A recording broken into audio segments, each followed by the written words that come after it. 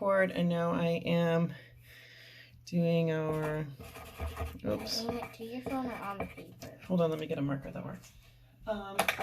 That's perfect. You can also put it on the paper.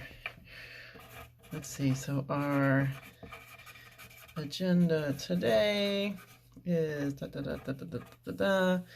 and we are showing you how to do a DIY document camera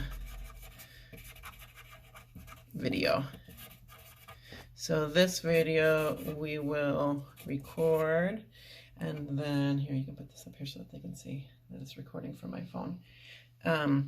Then we'll send up to YouTube, I can do it. where it will get captioned, right? And then that YouTube link is where in our Canvas course we can post the link to YouTube. Okay, so that's a really quick little whiteboarding video. Again, that was this shoebox idea was seen on Twitter by Bonnie and Dave Stachowiak. So thanks so much for sharing that.